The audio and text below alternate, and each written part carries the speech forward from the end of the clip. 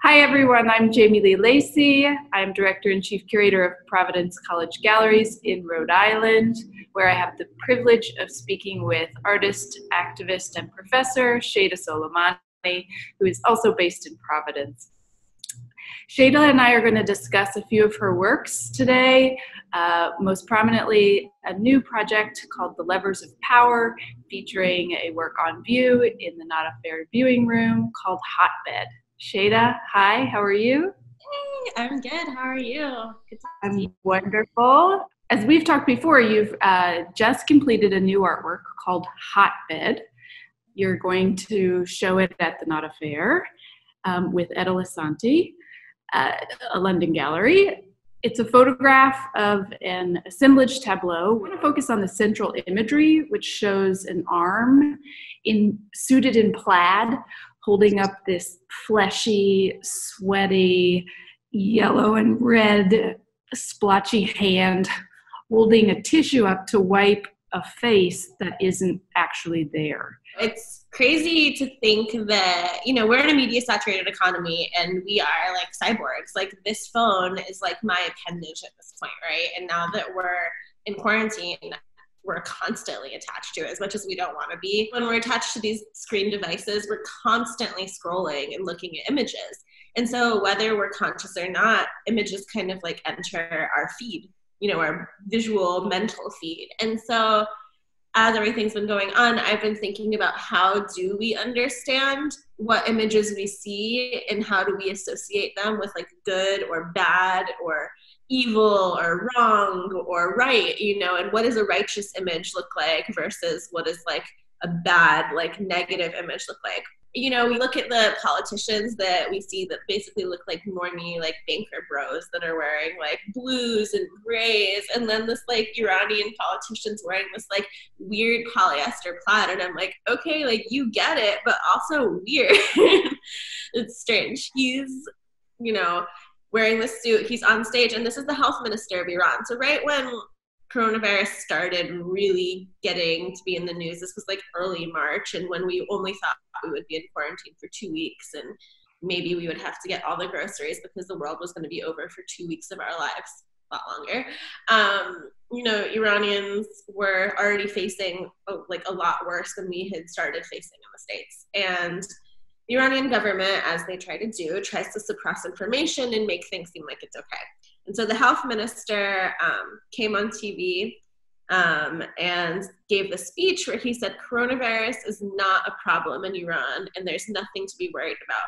And this whole entire speech, he's feverishly like wiping his brow with like a cloth and he's dripping sweat on stage.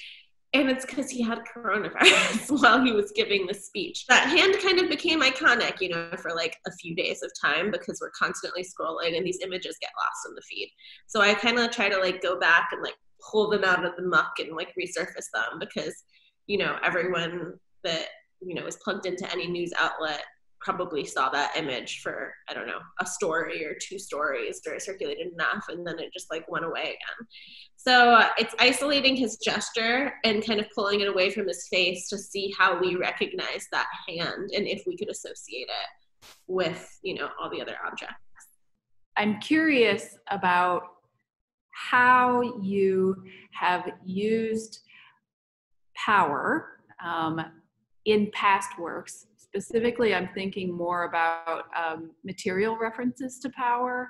I think that people who know your work well know that you have, in many ways, interrogated economic and societal structures around oil consumption, petroleum use, the really nasty geopolitics that make this possible.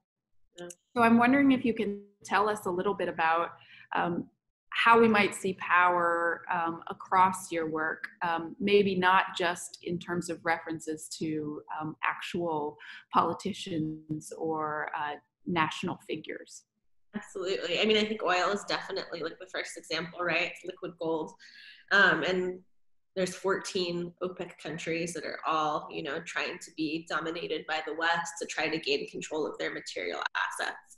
And in that whole history of OPEC since 1962, when it was founded, there's all of these other material goods that have been, you know, taken or tried to be taken from these countries. In Angola, it was also diamonds. So it was diamonds and oil. In Iran, it's precious metals on top of oil, which copper. I'm thinking about creating like, you know, ads in a sense, these advertising images. I'm lighting them just like you would when you're selling a diamond ring for like, you know, a Tiffany's ad. And so what happens when you see a hand covered in oil holding this like diamond, but it's grotesque and you're not sure if it's glamorous or if it's grotesque, and what's that kind of median of how we read that? How are we sold images? And I think that grotesqueness that you bring forward is tricky because you entice the viewer with what are pretty images. They very much could even be rooted in a pattern and decoration legacy.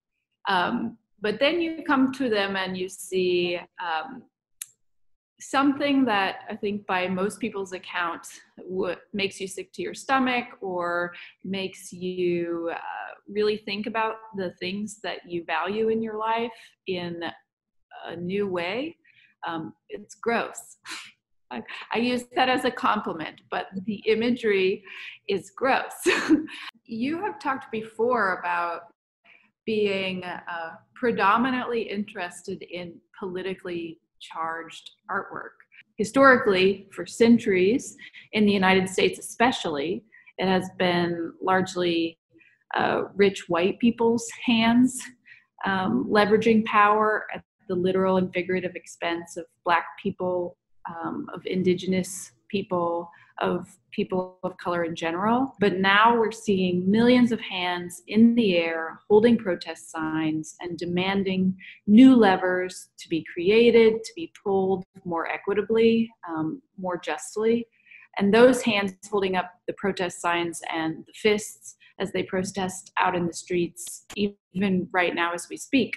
As an artist, and I think we can agree as an activist, I'm curious what you see in this particular moment and how you see that moving forward, whether artistically or politically or culturally. Absolutely. I mean, what a great question, honestly. It's so important that we think about what government means right now, right? I mean, even in levers of power, but just in general, like government is supposed to be something that caretakes for its people, that watches out for its society. And we see that that's not true, you know?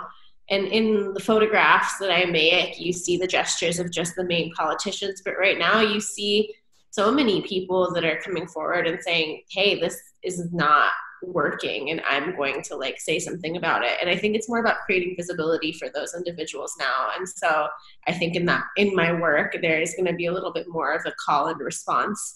Now that I'm seeing, you know, do we hold those politicians that are like the levers of power accountable for taking that space away from individuals? And what does it mean for there to also be like images that correspond with that, which are the individuals that need to be seen in a more equitable way, or to have a platform for the voice? Or what does it mean to also create platforms for individuals that don't get to have those things in society now?